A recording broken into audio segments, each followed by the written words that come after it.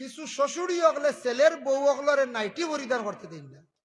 যদি একটা মাত আছে কোনো কোনো জায়গা হয় ছেলের বউয়ে বাপর বাড়ি গিয়ে অনেক দুঃখ পাবিত্রা আমি পারি না শাড়ি, আর আমার এমন এক গরম শ্বশুরি নাইটি লাগাইতে দিন না, চুড়িদার লাগাইতে দিন না।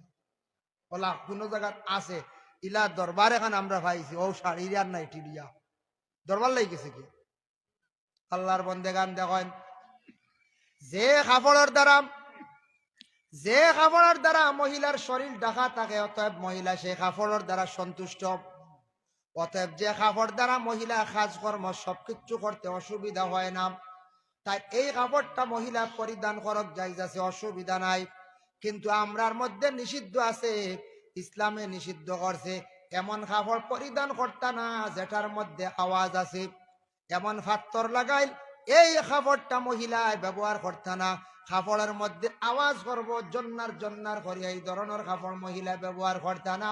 আর বাকি শরীর ডাক নেওয়ালা যত কাপড় যেটা সুবিধা আছে মহিলা ব্যবহার করক। বর্তমানে যুগ আগের মতো নাই, কত পরিবর্তন হয়েছে বাবা। আগে আগে মহিলা হলে বাবার বাড়ি পরিধান করছ এক ধরনের কাপড়, বিবাহর 1-2 বছর আগে শাড়ি লাগাইয়া মহিলা হলে ট্রেনিং দিছন, কারণ স্বামীর বাড়ি যাবার পরে শাড়ি লাগাইতে লাগবো। এখন শাড়ির কোনো মাত আছে না না।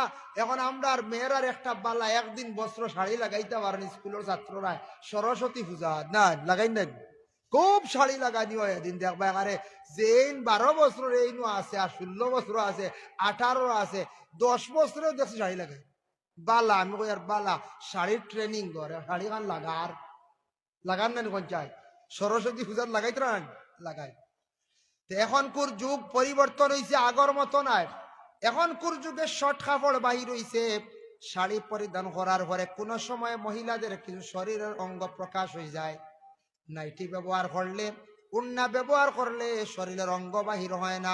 এর লাগে মহিলা এই কাপড়টা পরিধান করা বর্তমান যুগের লাগে উত্তম বালা, ব্যবহার করার দেশ ফরক্কা দেখা কোনো বাধা নাই। এটা আগর যুগ রইছে না, আগর জমানা তেমন রইছে না। আগে এক সময় আসলো শ্বশুরের কথা সব সময় মেয়ে সন্তান হকলে মানতা, শ্বশুরের অত বেশি শ্রদ্ধা করতা, শ্বশুরের হুকুম ছাড়া মহিলা হল চলছেন না।